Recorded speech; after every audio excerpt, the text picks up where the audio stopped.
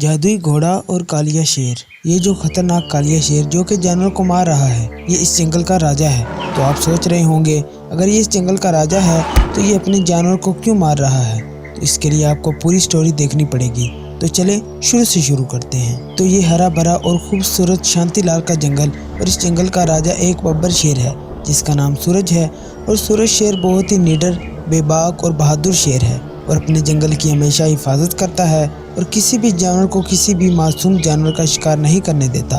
और जंगल के सारे जानवर अपने राजा से बहुत ही ज़्यादा खुश हैं और इस जंगल में आराम और बेखौफ होकर रहते हैं। और एक दिन सूरज शेर अपनी गुफा के बाहर खड़ा था कि एक शेर भागकर वहां आया जो कि सूरज शेर का दोस्त था, और वो साथ वाले जंगल का राजा था जिसका नाम सोनू था। और वो जब सूरज शेर के पास आया तो सूरज शेर कहने लगा, आओ आओ मेरे दोस्त, आज मेरी याद कैसे आ गई।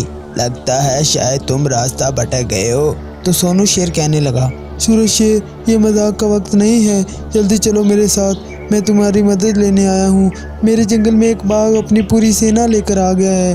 तो सोनू शेर की ये बात सुनकर सूरज शेर जल्दी से उसके साथ चल पड़ा, और जब वो उस जंगल में पहुंचे तो बाघ उन दोनों को अपनी तरफ आते हुए देखकर कहने लगा, अरे ये तो दो हो गए हैं, इस तरह तो हम इनको नहीं हरा पाएंगे। अब हमारे लिए अच्छा यही होगा कि यहाँ से भाग जाएं। अब इनको एक एक करके मारना पड़ेगा। और वो जल्दी से वहाँ से भाग जाते हैं और सोनू शेर बहुत ही ज़्यादा खुश होता है और सूरज शेर का शुक्रिया अदा करता है और कहता है, अरे मेरे दोस्त, देखो कैसे तुम दबाकर भाग गए हैं। मुझे यकीन है कि अब ये दोबारा नहीं आएंगे, और तुम्हारा एक बार फिर से शुक्रिया कि तुम मेरी मदद के लिए आए। तो सूरज शेर कहने लगा, अरे कैसी बातें कर रहा है तू मेरा दोस्त है और मैं तुम्हारी मदद नहीं करूँगा तो और किसकी करूँगा। ठीक है, फिर अब मैं चलता हूँ। तो सूरज शेर अपने जंगल में वापस आ जाता है, और दूसरे दिन सुबह सुबह ही एक भालू भागकर सूरज शेर के पास आता है और कहता है, महाराज महाराज। अरे भालू, क्या हुआ है? तुम इतने घबराए हुए क्यों हो? खैरियत तो है? तो भालू कहने लगा, महाराज, वो एक बाघ अपनी पूरी सेना लेकर हमारे जंगल में घुस आया है और हमारे जानवरों को मार रहा है, और महाराज वो इसी तरफ ही आ रहा है। तो सूरज शेर को बहुत ही ज़्यादा गुस्सा आता है, और इतनी देर में वो बाघ भी सूरज शेर की गुफा के पास आ गया, और उसे देखकर सूरज शेर कहने लगा, अरे ओ दुष्ट बाघ, कल तो तुम मेरे हाथों बचकर निकल गए थे, लेकिन आज तुम जिंदा नहीं बच पाओगे। तो बाघ की फौज में से एक मैजिकल बाघ कहने लगा, महाराज आप हुक्म करें, इसे अभी इसी वक्त यहीं पर ढेर कर दूं।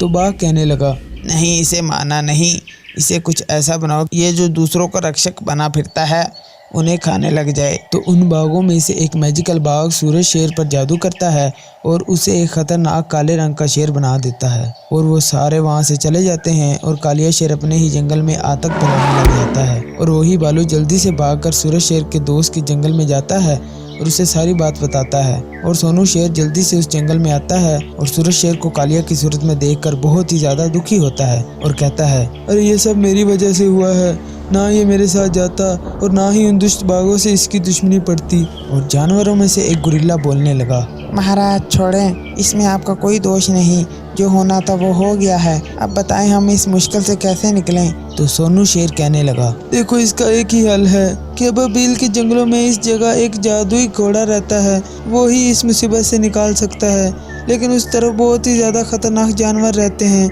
संभल कर जाना होगा।